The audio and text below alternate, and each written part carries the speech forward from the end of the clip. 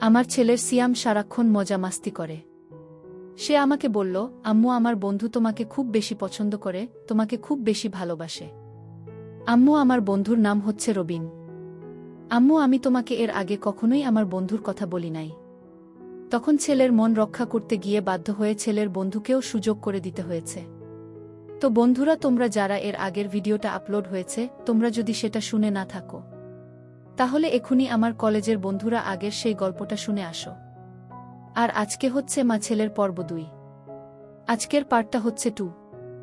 বন্ধুরা, আমি গতকালকের পার্ট থেকে শুরু করতেছি।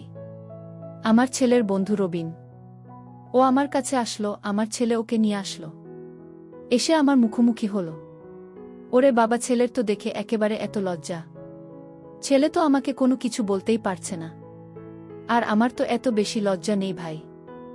আসলে আমি যদি লজ্জা পাই জীবনে, এনজয় কি জিনিস সেটা আমাকে ভুলেই যেতে হবে। এই জন্য আমি আর লজ্জা টজ্জা কোনো কিছু পাই নাই। কারণ আমার জামাই তাকে বিদেশে। আমি যদি ভাই লজ্জা শরম পাই, তাহলে তো আমি জীবনে কোনো কিছু করতে পারবো না। আসলে লাইফ এ মজা কি জিনিস, এনজয় কে জিনিস, এটা তো আমি কখনো বুঝতে পারবো না, তাই না? এই জন্য আমি আসলে ওই মেয়েদের মতো এত শত লজ্জা টজ্জা পাই না।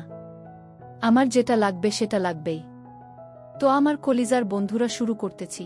তারপর আমার ছেলের বন্ধু রবিন আমাকে বলছে, আন্টি আসসালামু আলাইকুম, ভালো আছেন? আন্টি, সত্যি কথা বলতে আপনাকে যেদিন আমি প্রথম দিন দেখেছিলাম সেদিন আমার খুব ভালো লাগছিল। কিন্তু আন্টি, আপনার সিয়ামের আম্মু বলে আপনাকে এতদিন কোনো কিছু বলা হয় নাই। আর তাছাড়া আন্টি, আমার খুব লজ্জা করে এই সমস্ত ব্যাপারে। আসলে আমি কলেজে কোনো মেয়ের সঙ্গে রিলেশন করি নাই তো। আর মেয়েদের কাছে যেতেও আমার ভয় লাগে। কিন্তু আন্টি, আপনাকে দেখে মনে হয়েছে আপনি খুব একা। তাছাড়া আপনাকে সত্যি আমার অনেক বেশি ভালো লাগছে। রবিনের এমন কথা শুনে সত্যিই আমার মনটা অনেক বেশি ভালো লাগলো। তখন আমি তাকে বললাম, আচ্ছা, শুনেছি আমার ছেলে সিয়াম তোমার বোনের সঙ্গে কি সমস্ত কাজ জেন করেছে। তুমি কি সব কিছু জানো? তখন রবিন বলছে, জি আন্টি। আসলে হয়েছে কি আন্টি, আপনার ছেলের সিয়াম ও কিন্তু অনেক চালাক, অনেক দুষ্টু। ছেলে হিসেবে ওর মনটা ভালো, কিন্তু অনেক দুষ্টু আন্টি। ও আমাদের বাড়িতে একদিন গিয়েছিল আমার সঙ্গে খেলাধুলার পর। তো যাওয়ার পর আমার বোন শায়লাকে দেখে, আর সেদিনই আমার বোনকে পছন্দ করে ফেলে। আর সেদিন ও আমাকে বলে, আচ্ছা রবিন, আমি যদি তোর বোনকে পছন্দ করে, ওর সঙ্গে যদি রিলেশন করে, তাহলে কি কোনো সমস্যা আছে? আর ওর সঙ্গে রিলেশন করলে আমি কিন্তু ওই কাজটাও সেরে ফেলব। একদম ডাইরেক্ট, আবার মুখের উপর বলে দিয়েছে। আসলে আন্টি, সিয়াম হচ্ছে আমার জীবনের সবথেকে বড় একজন বেস্ট ফ্রেন্ড। আমি জানি ও কলেজের এরকম আরও অনেক মেয়েদের সঙ্গে এই সমস্ত করেছে। যাক, ও আমার বোনকেও ছাড়বে না, আমি না বললেও ছাড়বে না, আমাকে বললেও ছাড়বে না। বন্ধু হিসাবে আমাকে জানিয়েছে। তো যাই হোক, আমি গিয়ে আমার বোনকে বলে দিলাম যে ও আমার বন্ধু, ও তোকে ভালোবাসে। সবকিছু সেটিং মিটিং যা কিছু লাগে আমি করে দিয়েছি। আসলে ও আমার বন্ধু তো, আর তাছাড়া আমি যদি নাও চাই, ও আসলে কখন যে কি করে বসবে আমি নিজেও জানি না। তারপর বন্ধুরা, আমি আমার ছেলের বন্ধুর কথা শুনে খুব হাসতে লাগলাম। আমি ওকে বললাম, তোমার বন্ধু এত চালু মাল, এত চাঞ্চল্যকর, আর তুমি কেন এত বোকাশোকা হলে? তোমার বন্ধুকে দেখে তুমি কি কিছু শিখতে পারো না? তখন রবিন বলছে, আসলে আন্টি, আমার মা বাবা সারাক্ষণ আমাকে চোখে চোখে রাখত। আমাকে কখনো ওইভাবে মিশতে দেই নাই তো কারো সঙ্গে। আমি একটু ছোটবেলা থেকেই এরকম। তাছাড়া আন্টি, আমারও তো ইচ্ছে করে, আমারও তো শখ জাগে, কিন্তু আমি কাউকে মনের কথাগুলো বলতে পারি না। তারপর বন্ধুরা, আমার ছেলের বন্ধু রবিন, আমি ওকে বললাম, আচ্ছা, আজকের রাতটা যদি তোমাকে আমি সারাটা রাত সুযোগ দেই, তুমি আমাকে কি মানে কিভাবে কি করবে বলতো? তুমি কি আমাকে খুশি করতে পারবে? তখন ও আমাকে বলতেছে, আন্টি, আমি এমনি একটু গুমরামুখী হতে পারি, কথাবার্তা একটু কম বলি, মেয়েদেরকে লজ্জা পায়। কিন্তু আন্টি, আপনি আমাকে একটা সুযোগ দিয়ে দেখেন না? একটা সুযোগ তো দিয়েই দেখবেন আমাকে। আসলে আমি কেমন খেলাধুলা করি। আমি কিন্তু আন্টি, মেয়ে পটাতে না পারলেও আমি কিন্তু ফুটবল, ক্রিকেট খেলা কিন্তু বেশ উস্তাদ। সবাই আমাকে বশ মানে। যাক, তারপরও অবশেষে রবিনের মুখে এই কথাগুলো শুনে সত্যি কথা বন্ধুরা, আমার মনটা একেবারে ভরে উঠল। ছেলে তো দেখতেছি আসলে একেবারে দুধের দুয়ার তুলসী পাতা, একেবারে ইনটেক যেমন তেমন। তার উপর আবার কোনো মেয়ে এখনও ওকে ছুতেই পারে নাই। তাছাড়াও আমাকে যে কথাটা বলেছে পারফরম্যান্স করবে খুব দারুণ। বন্ধুরা, আমি তো এরকমই একটা ছেলে খুঁজতেছিলাম মনে মনে, কিন্তু আমি তো এতদিন খুঁজে পাচ্ছিলাম না। আসলে ওর বাবা বিদেশে থাকে তো মালয়েশিয়াতে, আর প্রবাসী স্ত্রীদের কথা তোমাদেরকে কি বলবো। আমাদের দিন যায় তো রাত যায় না। একা একা কত থাকা যায় বন্ধুরা বলুন তো। এই যে হাতের ভিতরে মোবাইলটা আছে, এই মোবাইল দেখে টিপে আর টিভি দেখে কতক্ষণ সময় কাটে বলুন তো। পাশে যদি হাসব্যান্ড না থাকে, যদি হাসব্যান্ড না ঘুমায়, তাহলে কি ভালো লাগে বলেন। এই শ্বশুর বাড়িতে আর কাজ কাম আমার একেবারে আর ভালো লাগছে না। আমার কাছে কেন জানি মনে হচ্ছে আমি কোনো একটা জেলখানার ভিতরে আছি। না, এইভাবে আর বেশিদিন মনে হয় না আসলে বাঁচতে পারব। কিন্তু অবশেষে আমার ছেলে সিয়ামের বন্ধু রবিন। ও ছেলেটা একটু মোটাসোটা, একটু গুলুমুলু, কিন্তু অনেক ভালো। আসলে কলেজে একটু লজ্জা টজ্জা পায় তো, এর আগে কখনো এই সমস্ত কাজ করে নাই। কিন্তু সিয়াম ও আবার একটু মানে চাঞ্চল্য, একটু কেমন জানি। তো ঠিক আছে, ওর কথা তো তোমাদেরকে কালকে বলেই দিয়েছি। তো আর রবিন কিন্তু ছেলেটাও এমনিতেই ভালো, ঠিক আছে। আর বিশেষ করে ও আমার ছেলে সিয়ামকে খুব বেশি ভালোবাসে, খুব বেশি মিস করে। ও একদিন আমাদের বাসায় এসেছিল। সেদিন আমাকে দেখে আসলে ও নিজেকে একদমই কন্ট্রোল করতে পারে নাই, একদমই সামলাতে পারে নাই। তো যাই হোক, আসলে ও আমার ছেলের কাছে তার মনের কথাটা বলে দিয়েছে, যে কারণে আজকে আমাদের একটা কিছু হতে যাচ্ছে। তো এই ছেলে রবিনকে একটা সুযোগ দিয়ে দেখি। তখন আমি রবিনকে বললাম, শোনো রবিন, তুমি একটা কাজ করো, দিনের বেলা তো আমি তোমাকে সুযোগ দিতে পারবো না, কারণ দিনের বেলা আমার বাসাতে আমার শ্বশুর শাশুড়ি আছে, বুঝছো। কারণ দিন শেষে এটা তো আমার একটা সংসার। তাছাড়া তোমার বন্ধু তো দেখছ, এখানে তো সুযোগ নাই দিনের বেলা। আর যদি আমার শ্বশুর শাশুড়ি টের পায় যে তুমি আমার সঙ্গে একই রুমের ভিতরে আছো, তখন কিন্তু এটা মহা একটা ঝামেলা হয়ে যাবে। ঠিক আছে। আর তাছাড়া সিয়ামের আব্বু তো মালয়েশিয়াতে থাকে। উনি যদি বিষয়টা জানেন, তাহলে কিন্তু আমার জন্য আরও অনেক বেশি খারাপ হয়ে যাবে। আমি তোমাকে রাতে একটা সুযোগ করে তোমাকে আমি ডাক দিব, তখন তুমি আসো। আর এখন তুমি নিজেকে একটু প্রস্তুত করো যে কিভাবে কি করবে। একটু ভালোভাবে ডিম খাও, তারপর হচ্ছে একটু দুধ খাও, একটু পুষ্টিযুক্ত খাবার খাও, যেগুলো খেলে মানে তুমি দীর্ঘ সময় নিজেকে একজন শক্তিশালী পুরুষ হিসেবে গড়তে পারবে। রবিনকে এই কথা বলার পর সে আমাকে বলল, আচ্ছা ঠিক আছে আন্টি, আপনি আমাকে বললেন আমি সিয়ামের রুমে আমি আছি। তখন ওকে আমি বললাম, আচ্ছা ঠিক আছে, আমি তোমাকে ডাক দিব। আর শোনো, এখন আমি একটু রান্না বান্না করব, বুঝেছ? কারণ তোমরা যেহেতু এসেছ, ওইদিকে আবার আমার শ্বশুর শাশুড়ির জন্য কিছু রান্না বান্না করতে হবে। রান্না বান্না করে আমাকে গোসল করতে হবে, ঠিক আছে, অনেক কাজ আছে। তখন রবিন আমাকে বলছে, আন্টি আপনি যদি কোনো কিছু মনে না করেন, আমি কি আপনার রান্নাতে কোনো কিছু হেল্প করতে পারি? আন্টি আমি কিন্তু আলু কাটা থেকে শুরু করে সবজি কাটা, পেঁয়াজ কাটা সব কিছুই পারি। আরে বাসায় তো আমি আমার আম্মাকে প্রায় সাহায্য করি। আমার আম্মা তো আমাকে ছাড়া রান্নাই করতে পারে না। তখন আমি রবিনের মুখে এই কথা শুনে আমি বললাম, তাই নাকি? তাহলে তো আমার অনেক ভালোই হয়। আসলে এত গরম পড়েছে, আমার তো একা রান্না করতে ভালোই লাগছে না।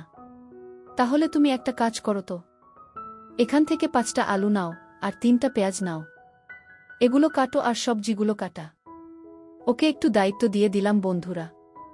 আসলে এরকম ছেলে এখনকার যুগে তো পাওয়াই যায় না। আর এতদিন আমি একা একা আসলে কত কষ্টই না করেছি। ওর মতো একটা ছেলে আমাকে হেল্প করবে, আমাকে সাহায্য করবে, এটা তো আমার জন্য বলতে গেলে অনেক ভালো, তাই না? তো যাই হোক, এতদিন পর আসলে মনের মতো একটা ছেলে পেয়েছি, যে ছেলেটাকে দিয়ে আমার পার্সোনাল কাজও চলবে, পাশাপাশি আমার সংসারের কাজও চলবে। যাক, তাহলে তো শ্বশুর শাশুড়ি আর কোনো কিছু মনে করবে না। তারা যদি কোনো কিছু বলে, তখন আমি বলে দেব সিয়ামের বন্ধু আর আমার কাজে হেল্প করতেছে। তো বন্ধুরা, তারপর আমি রবিনকে বললাম, রবিন তুমি একটু রান্না করো, আমি একটু ওয়াশরুম থেকে আছি। তখন বন্ধুরা আমি গোসল করতে গেলাম। গোসল করে আমি যখন বের হলাম, ঠিক আছে, আসলে শরীরে খুব একটা বেশি কাপড় ছিল না, একটা শাড়ি ছিল, আর ভিতরে কোনো কিছু পরি নাই। আমাকে এমন অবস্থায় রবিন দেখে সে একেবারে হা করে তাকিয়ে আছে। মনে হচ্ছে জীবনে এই প্রথম কোনো নারী মানুষ দেখেছে, সে যে আমার থেকে তাকিয়েছে, তাকিয়ে আছেই। আমি বললাম, কি রবিন, কি হয়েছে? চোখ ফেরাচ্ছ না কেন? সে আমাকে বলছে, আন্টি আপনার যে ৩০ বছর পার হয়েছে, আপনাকে দেখে তো একদম বোঝাই যায় না। মনে হচ্ছে আন্টি এই বয়সে আপনাকে আবারও নতুন করে বিয়ে দিতে হবে। আর তাছাড়া আমার বয়সী একটা ছেলে আছে আপনার, সিয়াম। মানে আপনাকে দেখলে না বোঝাই যায় না। তখন আমি তাকে বললাম যে রবিন, এইসব হচ্ছে নিজেদের কাছে। আমরা যদি নিজেদেরকে ফিটফাট রাখি অনেক কিছু ভালো রাখা যায়। তো বন্ধু, তোমাদের কাছে আজকের গল্প কেমন লাগছে? তোমরা কিন্তু আমাকে কমেন্ট করে জানিও, ঠিক আছে?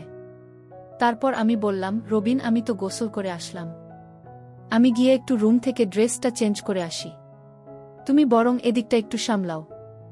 তারপর আমি ভিতরে গিয়ে একটু আয়নায় দেখে একটু তেল দিলাম, তারপরে হচ্ছে পাউডার দিলাম, একটু ক্রিম দিলাম, ফেরান লাভলি মাল্টিভিটামিন, সবকিছু কাজ শেষে তখন আমার শাশুড়িমা আমাকে ডাক দিল বৌমা বলে। তখন আমি গেলাম। তখন শাশুড়িমা আমাকে বলছে, ওই ছেলেটা কে? তখন আমি শাশুড়িমাকে বললাম, মা ও হচ্ছে রবিন, সিয়ামের বন্ধু। তো মাঝে মধ্যে আসে, ও আসলে কাজ করছে, আমার কাজ নাকি ওর কাছে খুব ভালো লাগছে, এই জন্যই। তারপর আমার শাশুড়িমাও ওর অনেক প্রশংসা করল। ওরা বলছে যে ছেলেটা তো বেশ ভালো, মহিলাদের কাজ করতেছে। আর এই বয়সে এই সমস্ত কাজ কোনো ছেলে করে নাকি? যাই হোক, শাশুড়ির মনেও এই রবিন ছেলেটা জায়গা করে নিয়েছে। এইটা তো বন্ধুরা আরও একটা খুশির খবর, আরও একটা এই ভালো কাজ বলতে পারেন। তারপর আমি শাশুড়ির জন্য, বাড়ির সবার জন্য, সিয়াম, রবিন সবার জন্য ডাইনিং টেবিলে খাবার বাড়লাম। খাবার বাড়ার সময় আমি দেখতে পারলাম টেবিলের নিচ দিয়ে রবিন প্রায় সময় তার পা দিয়ে আমার পায়ের মধ্যে আমাকে গুঁতা দিচ্ছে। প্রায় সময় দেখেছি আবার আমি শাড়িটা পরেছি, সেই শাড়ির সায়ার নিচে তার পাটা দিচ্ছে, মানে আমাকে বলা চলে একটু উত্তেজিত করে ফেলেছিল। আর আমার একটু ভেতরে জানি কেমন কেমন করতেছিল। ও বাবা, কতদিন ধরে যে পুরুষের ছোঁয়া পাই না বন্ধুরা, এটা তো তোমাদেরকে বলে বোঝাতে পারবো না। ইস, প্রবাসী বউ হওয়া যে কতটা জ্বালা। ৫ বছরের জন্য, ১০ বছরের জন্য এই আমাদের হাসব্যান্ডগুলো চলে যায় বিদেশে, উনারা নিজেরাও তো ঠিক থাকতে পারে না, আর আমরাও ঠিক থাকতে পারি না। এতদিন আস্তে আস্তে তো আমি বুড়ি হয়ে যাব, আমার রূপ যৌবন স্বভাব কিছু তো শেষ হয়ে যাবে বন্ধুরা। যাই হোক, এতদিন পর একজন মনের মতো মানুষ পেয়েছি, আর তাছাড়া আমার ছেলেও তো আছে। যাক বাবা, এতদিন পর এই দুই মানুষ আমি পেয়েছি। তারপর আমার ছেলে রবিনকে বলতেছে, কি রবিন, খাবার ভালো লাগছে? আমার ছেলে আমাকে বলছে, আম্মু তুমি আমাদেরকে এইভাবে মজার মজার রান্না করে খাওয়াবে, আর আমি তোমার জন্য এই যে জিনিস নিয়ে আসলাম আমার বন্ধু রবিন, কেমন লাগলো তোমার কাছে? তখন বন্ধুরা আমি অনেকটা লজ্জা পেয়ে গেলাম শ্বশুর শাশুড়ির সামনে। আমি বললাম, না রবিন তো খুবই ভালো। তখন সিয়াম আমাকে বলল, ও তাই নাকি? তা শুধু ভালো নাকি বেশি ভালো? আমি বন্ধুরা একেবারে লজ্জা পেয়ে গেলাম। তখন আমার শ্বশুর শাশুড়ি তারা খাবার শেষ করে উঠে গেল। তারপর সিয়াম আমাকে বলছে, আম্মু আমি গতকাল রাতে তোমাকে যতটুকু দিয়েছিলাম না, আমার বন্ধু রবিন আজকে তোমাকে তার যাতে বেশি দেবে।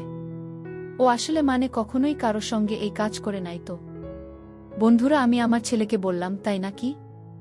আচ্ছা, সেটা প্রমাণ হয়ে যাবে রাতেই, তোমার বন্ধু কত পারে আমিও দেখে নেব। এরকম কত দেখলাম, আরে তোমার বাবা সেই তো আমার কাছে ঠিকভাবে পারে না। এই তোমাকে জন্ম দিতে গিয়ে কতবার যে তাকে আমি লজ্জা দিয়েছি, সেই তো আমাকে ঠিকভাবে পারে না। গতকালকে তো তুমিও পারলে না, আর এ তো তোমার বন্ধু। আচ্ছা দেখা যাবে, সময় আসুক দেখি, যদি না পারে তাহলে আজকে সিয়াম তোমার খবর আছে।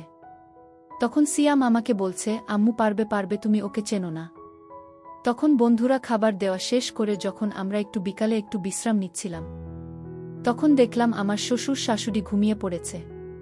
তখন অনেকটা খালি বলা চলে, আর আমার ছেলে মোবাইলে গেমস খেলতেছে, ফ্রি ফায়ার। তখন আমি রবিনকে একটু কাশি দিয়ে ইশারা করলাম। তখন রবিন বলছে, কে আন্টি আমাকে ডাকতেছেন? তখন আমি বলছি, আরে আসো আসো, এখন একটা সুযোগ পেয়েছি, তাড়াতাড়ি আসো বাবা তুমি। তখন রবিন এসে বলছে, আন্টি আমি তো একদম রেডি। আপনি রেডি? তখন বন্ধুরা ওকে ঠিক আমার রুম এ নিয়ে গেলাম। আমার রুম এ নিয়ে যাওয়ার পর তখন আমি তাকে বললাম, কি শুরু করো, আর কতক্ষণ? গোল তো দিতে হবে। বন্ধুরা আমি আসলে একটু অবাকই হয়ে গেলাম, যে একটা ছেলে এত দিক দিয়ে এতভাবে আসলে পারফেক্ট হয় কিভাবে? ওর সব কিছু একদম একদম ঠিক আছে। বন্ধুরা আসলে আমাকে দিনের বেলায় বিকাল বেলা পুরো মানে 60 মিনিট একটা না একটানা আমাকে সময় দিয়েছে। তার মানে আমি বুঝলাম না, ছেলেটা তো আসলেই দারুণ কিছু। তারপরও আমাকে বলল, আন্টি আপনার ছেলে আমাকে একদিন আবাসিক হোটেলে নিয়ে গিয়েছিল। আমরা একদিন একটা মেয়েকে নিয়ে এসেছিলাম টাকায় ভাড়া করে। ওই দিন ওই মেয়েটাকে আমি এমনভাবে দিয়েছিলাম, ও আমাকে ওই দিন বাপ ডেকেছিল। তখন আমি বুঝতে পারলাম যে আসলে এই রবিনকে জিনিস সত্যিই আমার কাছে ভালোই লেগেছিল। তো তারপরে আমি রবিনকে বললাম, সত্যি রবিন, তুমি অন্যদের থেকে একদম আলাদা। তুমি তো দেখছি বিয়ে শাদী করলে তোমার বউ কারো কাছে যাবে না, অনেক মজা পাবে, অনেক খুশি হবে। আরে মেয়েরা তো এখন এরকম জামাই খুঁজে তোমার মতো। আসলে চেহারা সুন্দর মানুষের সবকিছু না। এই যে আমার ছেলে এত সুন্দর কিন্তু অত পারে না। কিন্তু তুমি একটু শ্যামলা হলে কি হবে? তুমি অনেক সময় পারো, আর এটাই দরকার। মেয়েরা আসলে এই জিনিসটাই সবচাইতে বেশি চায়। তখন রবিন আমাকে বলছে, আন্টি আপনি কি খুশি হয়েছেন? আপনার কি সত্যি মজা লাগছে তো? তখন আমি বললাম, মজা লাগছে মানে? আমি অনেক হ্যাপি, অনেক খুশি। আরে আমার তো অনেক বেশি ভাল লাগছে। বন্ধুরা, আসলে এটা তোমাদেরকে আমি বলা বুঝাতে পারবো না। মানে এই বিকালটা আমার কাছে একটা স্মরণীয় হয়ে উঠল। ছেলেটাকে আমি যতটা দুর্বল ভেবেছিলাম আসলে এতটা না। তখন আমি একটু ঘুমিয়ে গেলাম, কারণ আমাকে আবার রাতের রান্না বসাতে হবে। তো তারপর আমি রাতে একটু রান্না বান্না বসিয়ে আমার হাসব্যান্ড আমাকে ফোন করল। আমার হাসব্যান্ড আমাকে ফোন করে বলছে, এই কি অবস্থা, কেমন আছো? উনি আসলে আমাকে প্রায় সময় 8টা বা 10টার সময় আমাকে কল দেয়। উনি তো মালয়েশিয়াতে থাকে। ওনার যখন অফিস শেষ হয়ে যায় বা যখন ছুটি হয়ে যায় ঠিক তখনই উনি আমাকে ফোন করে ভিডিও কলে ইমুতে। তখন ফোন করে উনি আমাকে আসলে বুঝেন তো আসলে বিদেশে থাকে, আমার অনেক কিছু দেখতে চায় ভিডিও কলে। তো গতকালকে তাকে আমি দেখাতে পারি নাই বা আজকে সে এই কিছু দেখতে চাইল। তখন আমি তাকে বললাম, আচ্ছা দেখবে। এইভাবে দেখে দেখে তো তুমি তোমার নিজেকে শেষ করে দিচ্ছ, হাত দাঁড়াও এই কাজটা করে। তখন সে আমাকে বলছে, আরে কি আর করব বলো তো, এই তো আর কয়েকটা দিন চলে আসব। এই বিদেশে আর থাকব না, একেবারেই চলে আসব। তখন আমি তাকে বললাম, হ্যাঁ চলে আসো, আমারও না তোমাকে ছাড়া ভালো লাগে না। তখন সে আর একটু ইমোশনাল হয়ে পড়ল। তখন সে আমাকে বলছে, আচ্ছা তোমার কি কষ্ট হয় না আমাকে ছাড়া? তখন আমি আমার হাসব্যান্ডকে বলতেছি, আরে আমার কষ্ট হয় মানে কি? আমি তো থাকতেই পারি না। সত্যি জান, তোমাকে ছাড়া না আমার অনেক বেশি কষ্ট হয়। আসলে আমি আমার নিজেকে কখনোই আসলে এতটা করতে পারি না, তুমি আসো। তখন ওর বাবা আমাকে বলছে যে আসলে আর বেশি দিন নেই, আমার এখানে এই সময় শেষ হয়ে গেছে। আর 2 বছর অপেক্ষা করো, তারপর আমি চলে আসব। তখন বন্ধুরা, আমি আসলে রাত হয়ে গেছে ততক্ষণে রান্না বান্না শেষ করে আমরা সবাই খাওয়া দাওয়া শেষ করে রাত ঠিক বাজে তখন 10টা। আমরা সবাই তখন ঘুমিয়ে পড়লাম। আমার শ্বশুর শাশুড়ি সিয়াম সবাই দেখে ঘুমে। রবিনও দেখতে পেলাম আমার সিয়ামের সঙ্গে সে রুমে ঘুমিয়ে রয়েছে। তখন বাজে রাত 12টা, আমি চুপি চুপি ওদের রুমে গেলাম। ওদের রুমে যাওয়ার পর রবিনকে আমি ডাক দিলাম, রবিন, এই রবিন। রবিনও তো, আরে তুমি যে কাজের জন্য আসলে সেটাই তো তুমি করলে না, ঘুমিয়ে পড়লে। তখন রবিন হঠাৎ করে ঘুম থেকে লাফ মেরে উঠল। উঠে এসে আমাকে বলছে, আরে আন্টি কখন যে আমার চোখটা লেগে গেছে আন্টি। Sorry aunty. তখন আমি তাকে বললাম, আরে আরে এইটা কোনো ব্যাপার না, সমস্যা নেই, তুমি আসো, এখন সবাই ঘুমিয়ে গেছে। আর এখন রাত 12টা বাজে, আরে এখনই তো সঠিক সময়। তখন রবিন আমাকে বলল, আন্টি আমি এখনই আসছি। তখন রবিনকে নিয়ে আমি আমার রুমে আসলাম। বন্ধুরা, এই রাতটা ছিল আমার কাছে ইতিহাসের এক ভয়ঙ্কর রাত। বাহিরে ঝড় তুফান না থাকলেও এই রাতে আমার শরীরের উপর দিয়ে একেবারে পুরো ভূমিকম্পে উঠে গেছে। উফ, সারাটা রাত 1 মিনিটের জন্য এতটুকু সময় পাই নাই, এতটুকু রেস্টও পাই নাই। মানে বলা চলে একেবারে ভূমিকম্প ছুটাই ফেলছে। আমি তাকে অনেকবার বলেছিলাম, আরে থামো রবিন, 1 মিনিট সময় দাও। কি আর বল বন্ধুরা, সারাটা রাত একেবারে ভূমিকম্প উঠাই দিচ্ছে। না, ছেলেটা আসলেই অনেক স্ট্রং, ও বিয়ে করলে ওর বউ থাকবে ভাই। ইদানিং অনেকেই আমরা দেখি যে বিয়ে শাদী হলে দেখা যায় 2 দিন পর বা 1 দিন পর বা 3 মাস 6 মাস পর স্বামীর সংসার আর স্ত্রীরা করতে চায় না। এই তাদের স্বামীরা নাকি দুর্বল, স্বামীরা নাকি পারে না। এরকম অনেক সমস্যা দেখা যায়, যে কারণে বেশিরভাগ কিন্তু ডিভোর্স হচ্ছে। না, ওর বউ থাকবে এটা আমি গ্যারান্টি দিলাম। আসলে ছেলেটা সারারাত যা করল বন্ধুরা একেবারে পুরো ভূমিকম্প ছুটাই দিচ্ছে কি বলবো তোমাদেরকে। না ওকে আমার খুব মনে লাগছে ঠিক আছে। খুব ভালো লাগছে ওকে। যাক বাবা অনেকদিন পর মনের মতো একটা তৃপ্তি পেলাম। আসলে এরকম মানুষ এখন পাওয়া যায় না।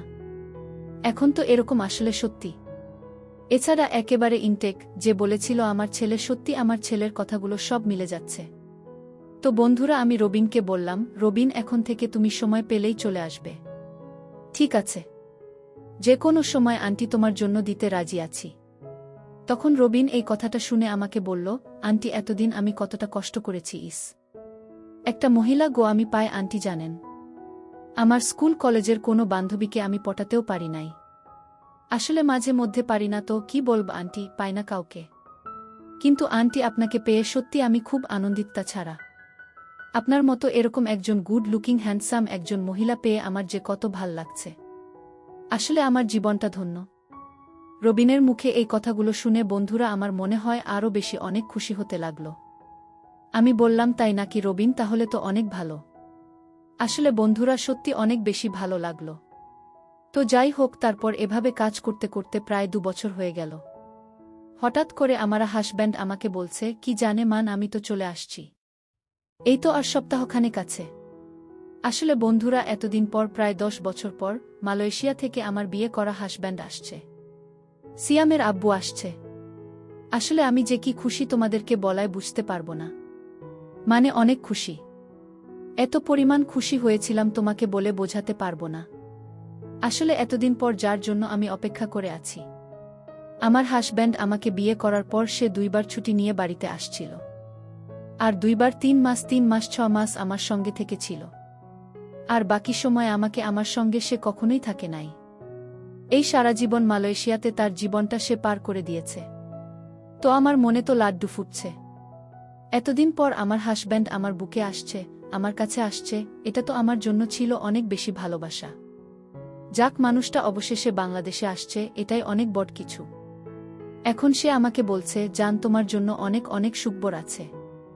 আমি বললাম কি সুখবর?